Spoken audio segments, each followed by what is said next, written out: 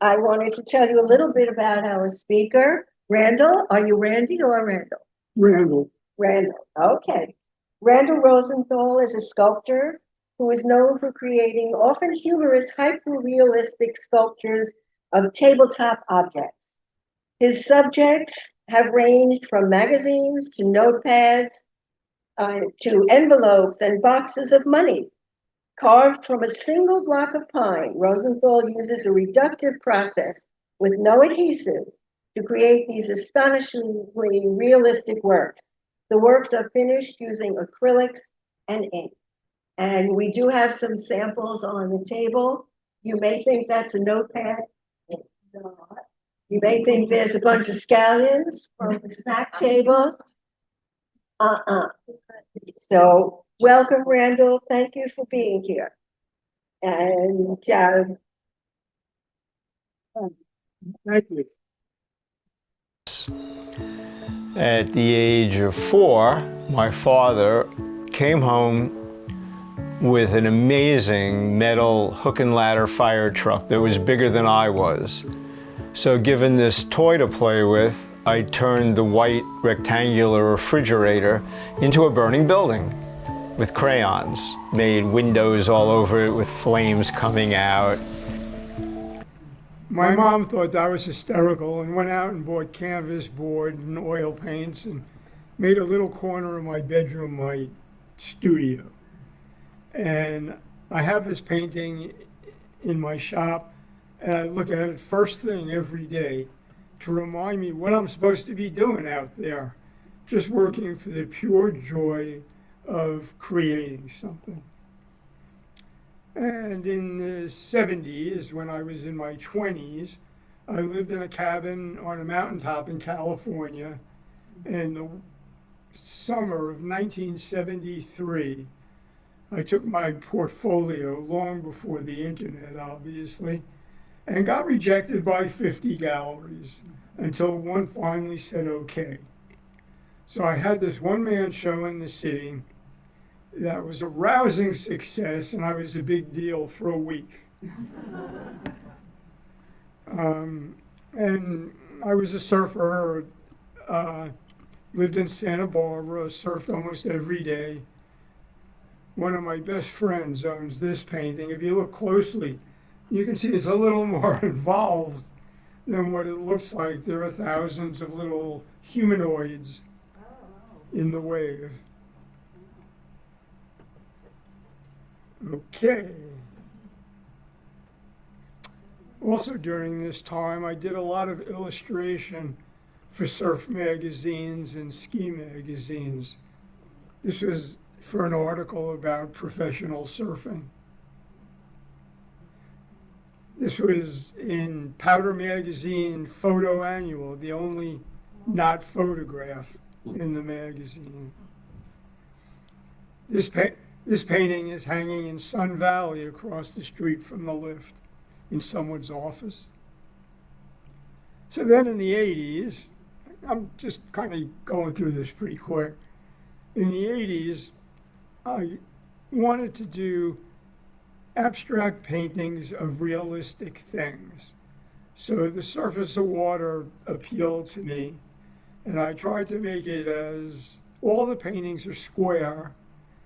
And I did that for about 10 years.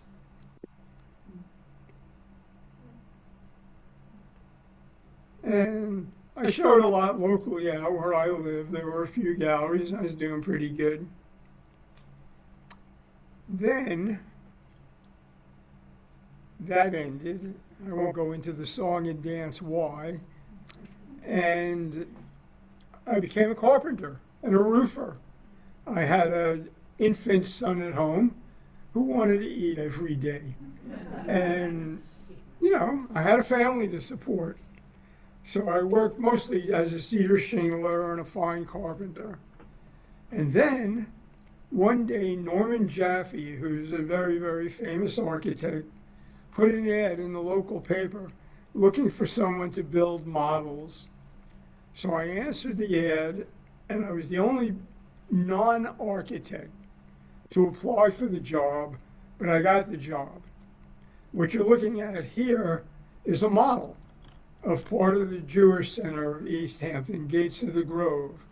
I worked as a designer on this project for 3 years, designing by building models. So this is an interior view. It's a model, and we had a hole in the floor so you could get it real eye level. When the rabbi in this photograph is my son's Burt Reynolds doll. I made a little tallis, and cut that cowboy hat back. And one of the big benefactors came in and looked at the model and said to Norman, "Gee, too bad the rabbi doesn't look like that." This is arc doors that I carved for the same Jewish Center. And with these and furniture I designed and built, and some of my friends built. I was the only non-architect up to that point, 1998, to ever win an AIA Architecture Award without actually being an architect. I was surfing one day, and my friend John, who's a famous New York City photographer, paddled up to me and said, "I got this great idea. I want to make this really short video about your work, and I want it to have a time lapse." So he set the camera up in my shop, and every day I just had to click the cable release.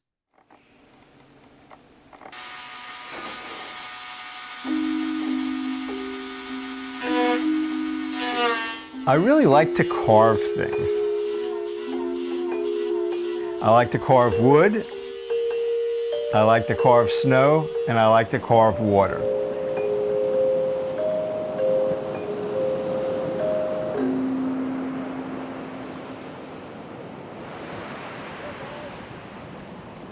I was born on a small island in the North Atlantic, Manhattan, and lived in Forest Hills, Queens till I was 3, till my parents bought a suburban house.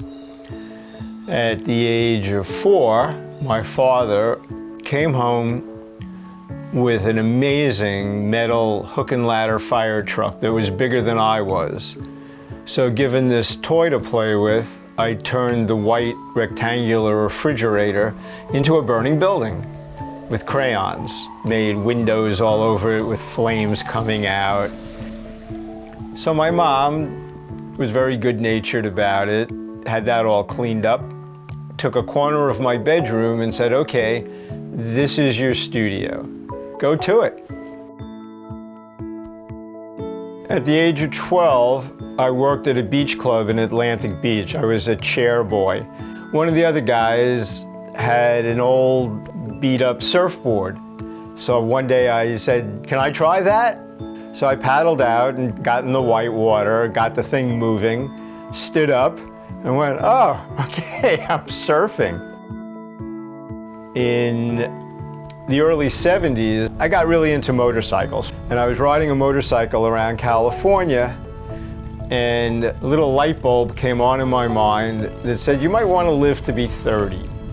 So I got rid of motorcycles, and I was looking for something else, and I'm living in Santa Barbara. So I started surfing for real.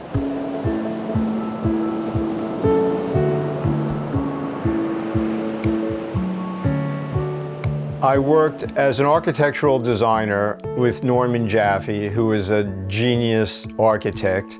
And one day Norman said to me, "I have this great idea. I want you to carve a 22-foot long wave in an oceanfront house in Southampton." So I had no idea how to do it. So I consulted with a friend of mine who was a wood sculptor and borrowed some tools and did it. And it came out okay. Norman was very pleased and got me another commission. And this went on for a while until I won a Architectural Search Award to do an ambo, which is a lectern, in a beautiful church in Seattle, Washington. And as part of this ambo, I had to carve a Bible rest that could move, and so I carved a book. Everything I've done since then stems from that. Paper objects carved out of wood, painted life-size. And I've just expanded on that ever since, trying to find more and more meaningful, involved, difficult objects to portray. There's something about getting into a certain zone and having an edge go through a medium that's, I find, incredibly satisfying. Whether it's carving through powder on a snowboard, making a hard bottom turn on a sizable wave on a surfboard, or a day when your really sharp tools going through the wood perfectly and it's almost effortless. It's all really almost the same thing.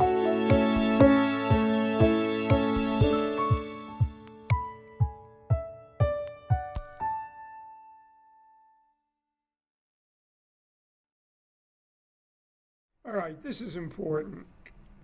So one day Norman Jaffe says to me, I have this great idea.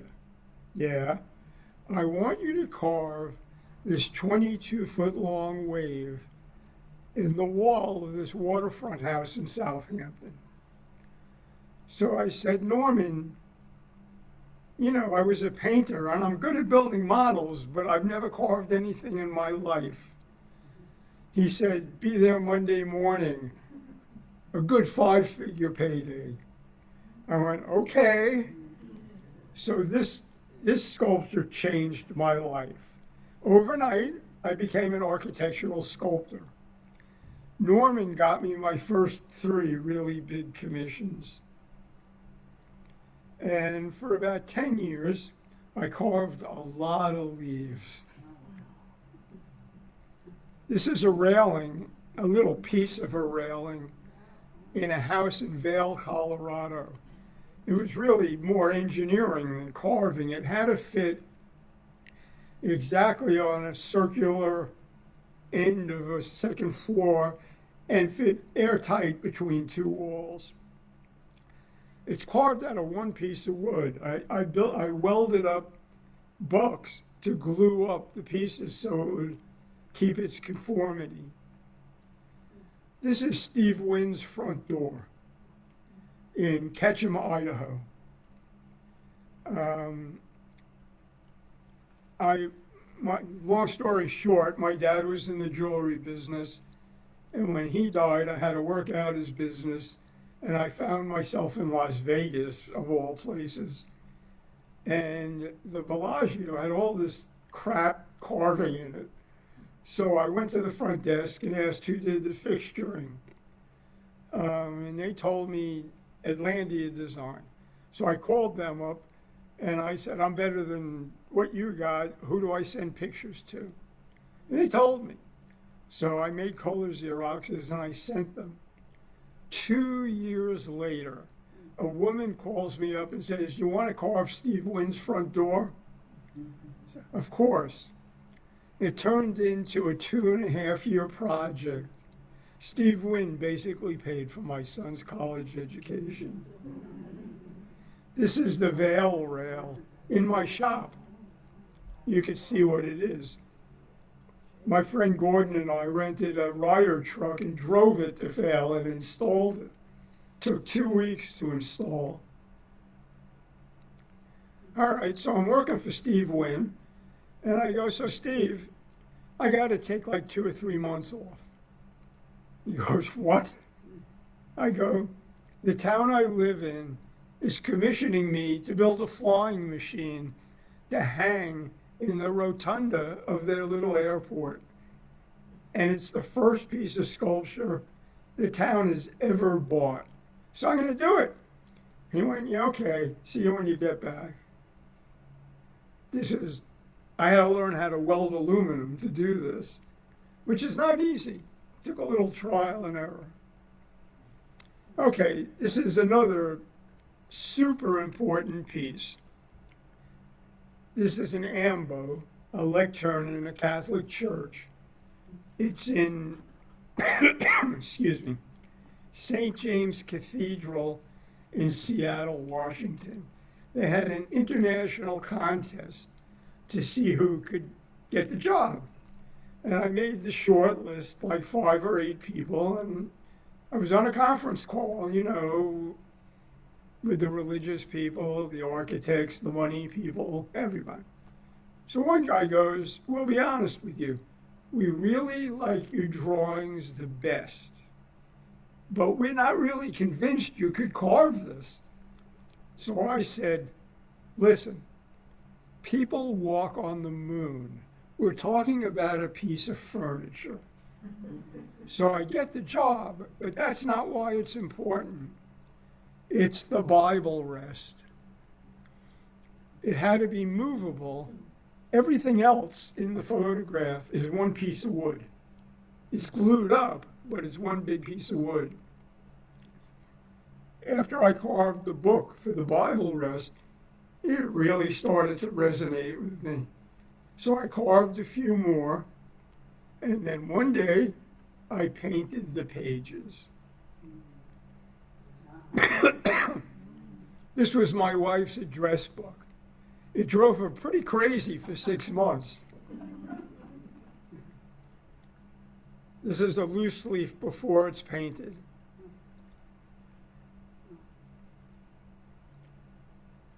I also spent 15 years being an offshore tuna fisherman.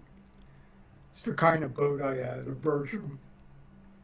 There's the book about it, so I carved the book. In 2006, I was perusing the internet, and I came upon the Smithsonian Craft Show. And I started looking at the work that was in it, and I was blown away. It was so amazing. The work was of such a high caliber, and it was so good. And then I saw a little thing where it said, "Click apply." So I applied. And I actually won Best in Show and Artist Choice Award, and then was banned from ever going again.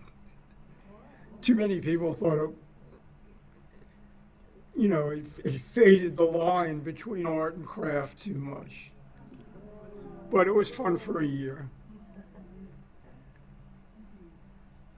I'm also a few people I love, and one is Hemingway. This is interesting because the pages are coated with UV protected polyurethane. So they're protected from the sun, but the paintings of the photographs aren't.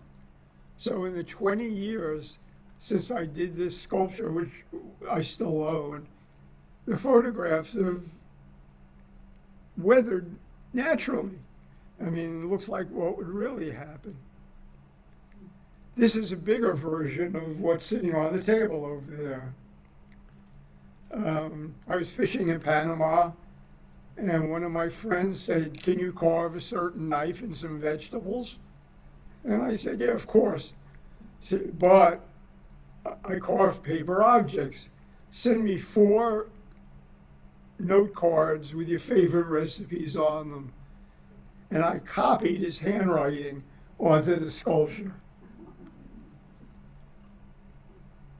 I did a lot of this for a while, nautical charts. They wound up in salons on big boats, that kind of stuff. This was for a fishing guild. It was a commission. Okay. This is one of 2 that ever really fooled me. It was sitting in my shop, and I went to pick it up thinking, "Why are these here?" And of course it was the sculpture. I got a little article in Smithsonian Magazine where they made a joke out of me pandering, but you know what? It worked. Okay, so once again, I'm a lifelong surfer. I decided I wanted to do Archie comics. So I'm going, I Google Archie comics and I'm looking at hundreds and hundreds of Archie comics. And wow, there's one about surfing.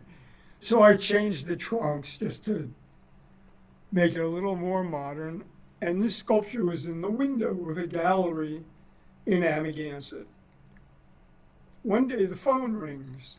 Caller ID, Stan Goldberg, the original artist. So I looked at my wife and I went, well, this could go one of two ways.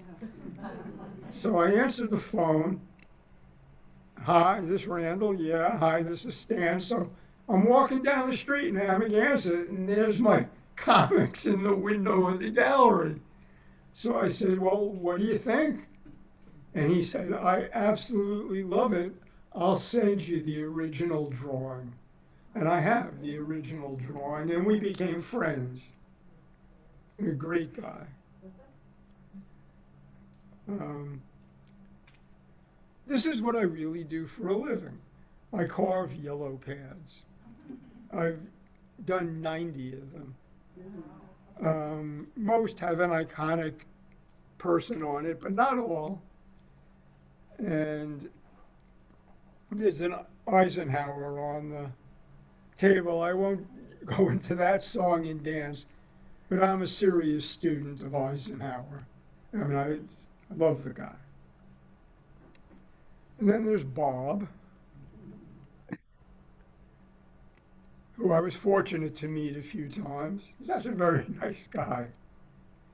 This is my favorite one. Just for the painting. I just think it came out really good. So this is what it looks like, before I paint. It's not this and that. Once I start painting, I often go back and start carving again. But it's two completely different disciplines. Once you take the wood off the sculpture, that's it. It's gone. But I can paint forever until I like it. Van Gogh. This was really fun. I got to do a bunch of Van Gogh paintings.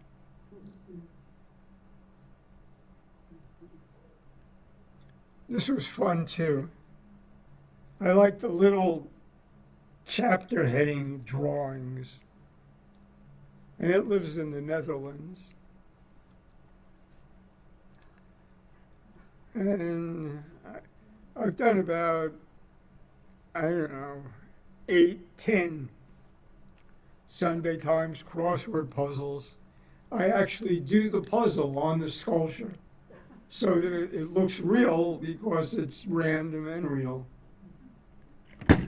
Hello. Does that mean anything? Okay. I played ball in Cuba, which was pretty interesting. Talk about that for an hour, but we won't. But I did do this Cuban cigar box. And here's more pandering. It worked really well with the Parish Art Museum. They used my envelope of money for their annual fundraising. The Smithsonian, not so much. Box of slides. The little box of slides that's on the table there, I did for practice to see if I could actually do it. And this is like, it's life size. It's not a very big sculpture. The slides are the size of slides. Then, I should probably not divulge this, but what the hell, I'm old. They probably won't come for me.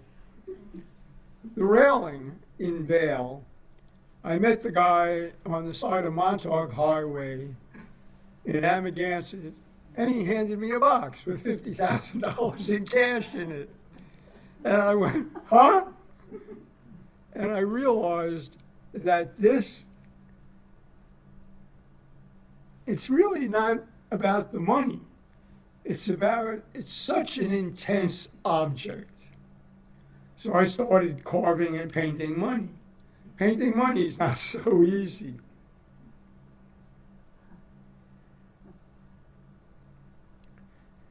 And being a lifelong baseball fan, and I played until I was 67 and blew my wrist apart. This is cards from the 30s, which are a different shape than modern baseball cards. It's important to point out that all these kind of sculptures are really, at heart, color field paintings. It's not arbitrary. It's a very, very measured and thoughtful, I think, attempt to do basically a Jackson Pollock the way I would do it. And speaking of Jackson Pollock, whose house is at the end of my street, when I became aware of his work, it was another one of those amazing things. I think I was 8 or 9. I suddenly realized that the painting didn't have to be about something. The painting could be the thing. So this guy from Hong Kong calls me up and says, so if I send you all kinds of international money, could you make me a box with that? So, sure. Chinese money is really nuts.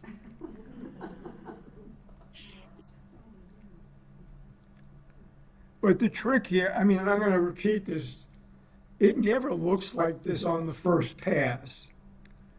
You know, I just keep picking away at it and refining it, erasing it, doing it again. There's no clock.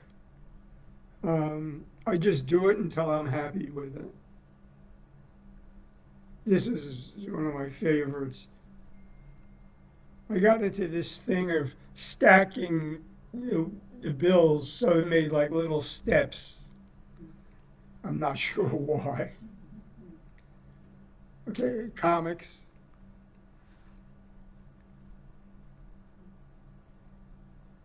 These are all local bars and restaurants where I live. One of my best friends owns this place, the Stephen Talk House. Oh, there's the parish. Yeah, this sculpture's been really, really good to me.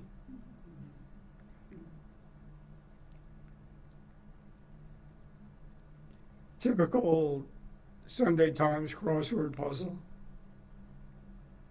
All right. So then I got this idea, maybe I would put a magnifying glass on it.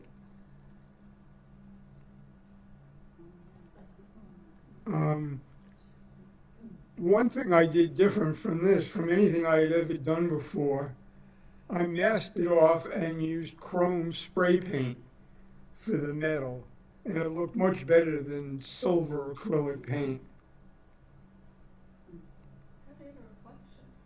All right, this is nuts. This was the last box of money I ever did. It's owned by Steve Cohen, the owner of the Mets. Took about 9 months.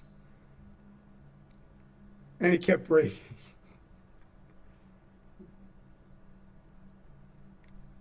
And Steve Cohen owns this also. It's 1960s Mets. It was a commission. His wife commissioned it as a present for him. Okay, so much for art. That's where I work.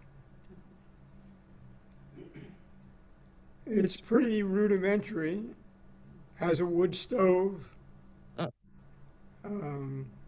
That's about as clean as it's ever been in 20 years. One day when I was working on a box of money, I couldn't find the tool I wanted. So I took all my carving tools and I put colored tape on the handles. So at least I could narrow it down to, a kind of tool. I didn't have to look through everything every time. Yeah, you get the idea. The plastic wall there, haven't needed it in 20 years, but it comes out completely so I could do bigger stuff if I had to. Sometimes I work at the kitchen table. Sometimes I get really full of sawdust. I use chainsaws and angle grinders and all kinds of bigger stuff like that just to rough stuff out. Working on a box of money.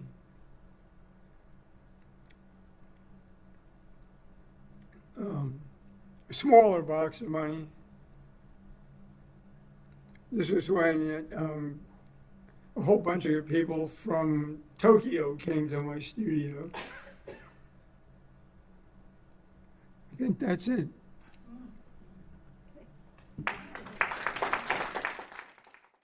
On the money, how do you do that? With ink? Do you? Yeah, well, painting first, if it's American currency, first I mix a lot of paint that's the color that I want to use as the, the background. Then, I rough it out and just start. I'm not afraid to just draw. Usually, especially, I don't fake anything. If you look at one of those boxes of money, way under the lid there, it's done. There's no blank spots. Right. So I just give it a shot, and then I can refine the lines with fine brushes and the color of the money. And I do it over and over and over again until I like it. I use it's a brand name, Micron pens. Right, that's what I was wondering about newspaper. They're Newspaper, archival. because it's columns, it's really kind of, geometric, really straight, and I don't know how we could do that. Lesson learned the hard way. Sharpies are not, they Okay, last a year.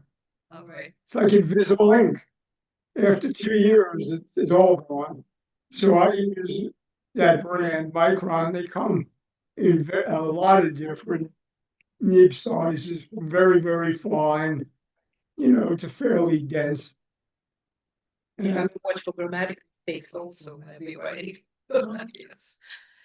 The grammar, when you write something on a newspaper, so you have to watch for mistakes also, I guess, right? Or you're just copying everything. in first grade, when they handed out paper to write, I wrote with the lines going up and down. Right, I did too. No, I work it out, it's carving is precise, painting is Right, what you see is the last step. You don't see the roughing in and fooling around and taking chances and whatever. It's acrylic. I have a hair dryer. I can dry it in 3 minutes. it looks perfect, looks like really printed. Thank you. You're welcome. What are you working on now, and what will you do next? I'm actually working on that little Sudoku thing. It's a present for someone. I have no idea what I'm going to do next. I'm kind of at the moment very involved in raking leaves and fixing things that need to be fixed before winter. We live in a 150-year-old tool shed. I'm also working, the way I do yellow pads is I usually do them 3 at a time and finish them without an image. So if someone calls me up and goes, "Can you do a yellow pad with Joan Baez on it?" I go, "Sure, you're gonna have it tomorrow." So I do that. To be honest, I'm 78. I'm not really sure how much longer I'll have the hand-eye coordination, digital dexterity, and eyesight to do what I do. It gets a little bit harder, all the time. But I've done a lot. The material used is all powerful.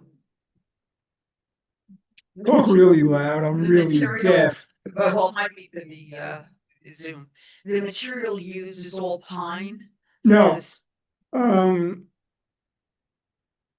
for things like yellow pads, I go to the lumber yard and I buy #2 pine, which is like shelving pine. And I buy boards that are low on the tree. So they have really big knots far apart. So I cut the clear pine out between the knots. But I've used cherry, lots of linden, which is traditional carving wood, what they carve carousel horses out of. I used mahogany for 10 years because I was doing large architectural sculpture. And paint was a really, excuse me, pine holds paint the best of any wood to make it look like paper. That's why I use it. It's not particularly easy to carve. It's too soft. Because we do wood turning, we use a lot of hardwoods, maple, cherry, we use mahogany, black walnut, Yeah, and we use micromotors to do fine carving. hardwoods don't hold paint and make it look like paper.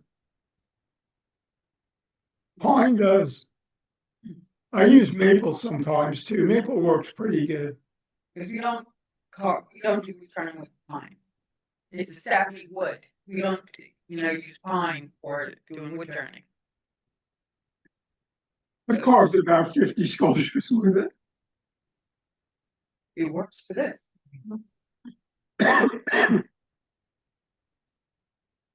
Your work is incredible. When you start with the wood, do you just carve out a block of the wood, or like with the baseball cards or the money, do you put some on top of each other and? It depends what I'm trying layers? to do. With baseball cards, I'll take a real baseball card and I'll trace it 3 or 4 times on the top of the block of wood. And I won't carve to that, but I'll carve near it Right. and start removing everything that's not that. But to me, carving is like surfing in slow motion. You can't surf unless you can figure out what the wave's gonna do. And what I do is I keep reassessing what's in front of me and making adjustments. The big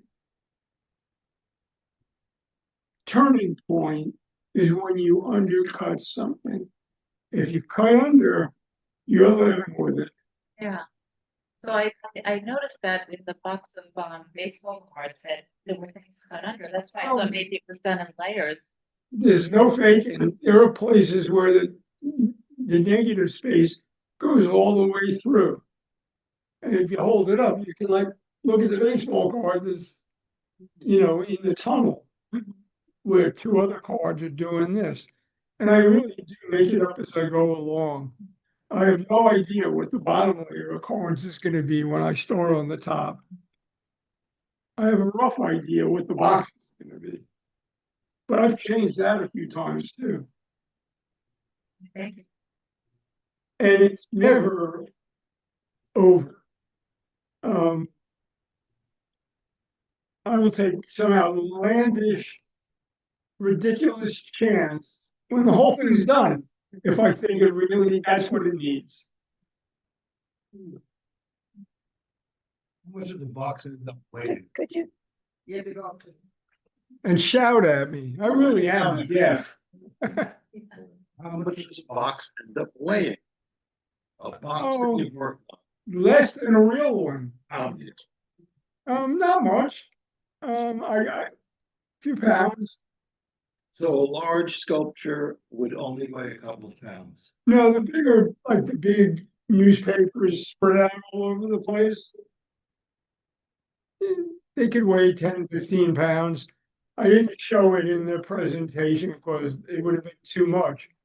But for 10 years, I did these big architectural wall sculptures.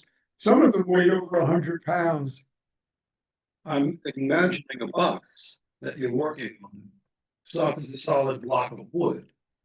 So you're not carving, you're carving the top, which you can see, the sides underneath you're not going to see, but you can see the outside of the box. So it only weighs 2 or 3 pounds. No, they weigh more. I mean, a cube kind of box probably weigh more. It's solid wood where it's not carved.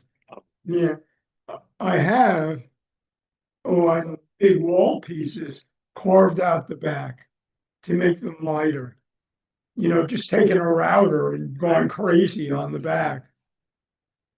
And then how do you disguise it? They don't care because it's going to go up against something. How do you disguise it? Or is it just going up against something so you never see the back? Just make it up.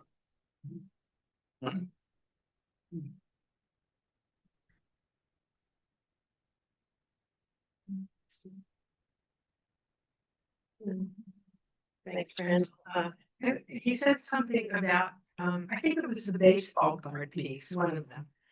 And you said something about, I'm not a painter, I don't know anything about painting. You said, this is just color ground. No, color field. Color field. Yeah, I What does mean, that mean?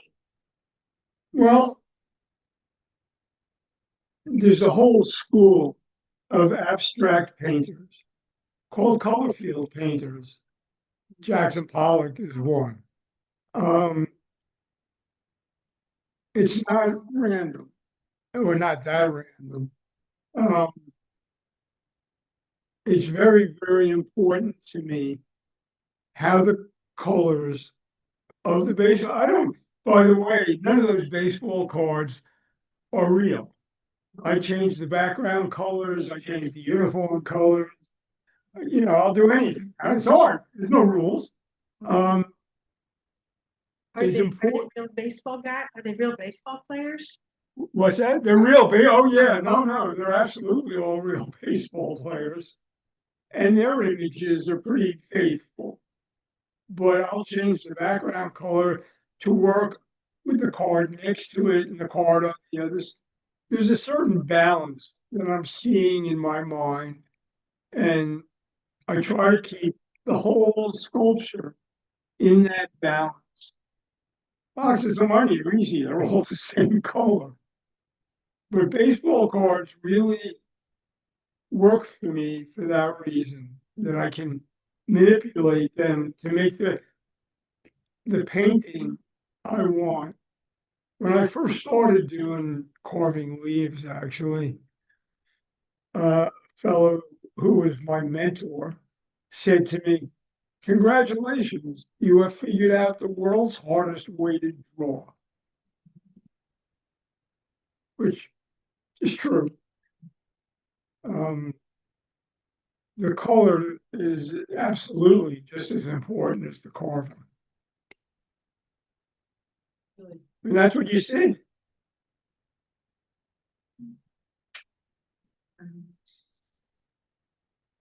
Yeah, I'm so impressed with your work. Beautiful. Thank you. And your story. Thank you. I've done this before. I know all the stories. Great. I was wondering how many hours you put in a day, when you work. You have an artist block where you just have to leave the studio, or how your process. That never happens, but well, one thing that did happen when I quit surfing when I was 74, I suddenly had a lot of free time. I couldn't believe how much of my life for 60 years had been spent doing that. So now I have a lot of free time. But in the 6 months before the Smithsonian Craft Show, which was in 2006. So I was 58, not 78. I worked 12 hours a day, 7 days a week for 6 months. I took one day off to go snowboarding. Now I work a few hours a day. If I get into it, and what I like to do is work for like an hour and a half, 2 hours, go in the house, read a book, do something, come back in about an hour and do it again.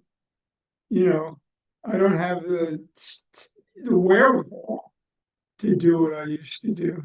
They also just get into the flow of it. You just, intuitively go to the next thing. It's like just like surfing. Like It's usually apparent. I don't bat 1,000. I have a wood stove. I've thrown stuff I've worked on for 6 or 7 weeks in it. It's, I honestly try to just work to one level. I never rush anything. I never cut corners. That's it. And if I can't get there, kill it. Thank you.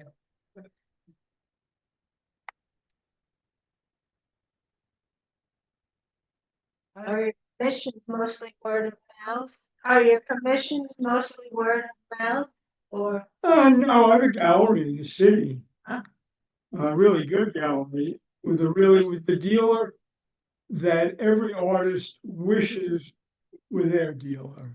Just a wonderful man who really, really puts his artists first.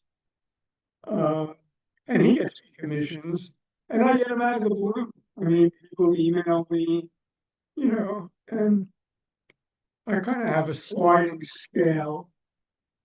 I don't charge local Bingman, same thing I charge Steve Cohen. thanks. What's the gallery? Louis Meisel. It's on 141 Prince Street. I just had a one-man show. Louis, well, here, I'll tell you one story. In the very beginning, Louis bought a sculpture from me, a box of money. And he lives in the galleries in the city, he owns the building, but he has a house near me. That's how I met him. And I went over one day and I said, Louis, I need to ask you something. He goes, what? I go, I want to use a photograph of the sculpture you own for something I'm doing. Are you okay with that? And Louis looks at me and he goes, don't ever ask me anything like that again. And I went, you're going to have to be a little more specific. He goes, here's how it works. If you think in any way it's good for you, I'm for it. And he didn't just say it, he meant it and has proved it over and over and over again. Yeah. He's the best. But he's no spring chicken either, and this is all going to end eventually.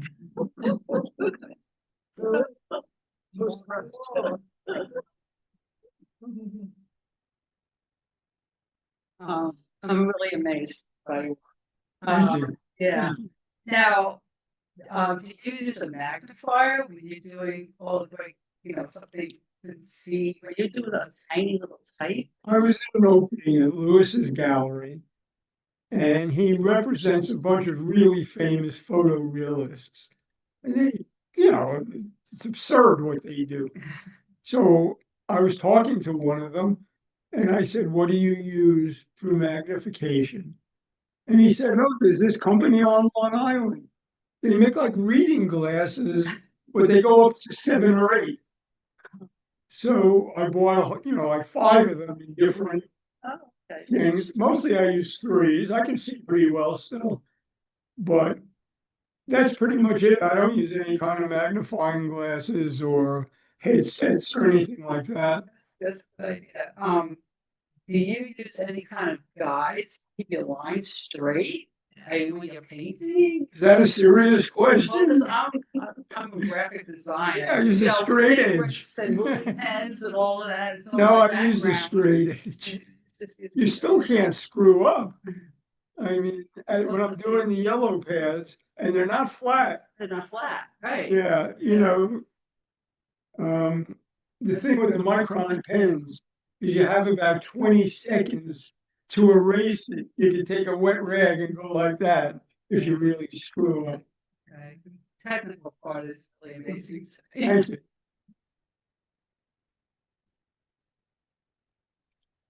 Are you working on multiple things at the same time, or do you do I one almost thing and never finish? do unless they're little.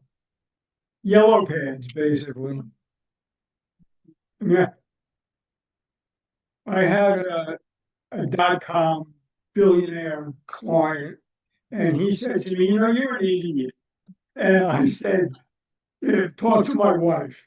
I went, and he goes, you could hire 10 people and you could make 20 of those yellow pads a week. I went, what if there's waves? I've lived my entire life trying not to do that. I never chased a dollar. I never chased recognition. I just tried to stay that 5-year-old working for the pure joy of working. I've been extraordinarily lucky, and I guarantee you that nobody gets anywhere alone. I've had great support from wonderful people. Oh, Well, I love your work, of course. It's thank you. wonderful. I wanted to know, are there other materials like solvents or Water. lacquers or anything Water. to get texture, like on the rubber bands or on The reflection? rubber bands are always just bare wood. Really? The only non-acrylic stuff I use is UV protected outdoor polyurethane mat, just so the sun won't screw up the sculpture.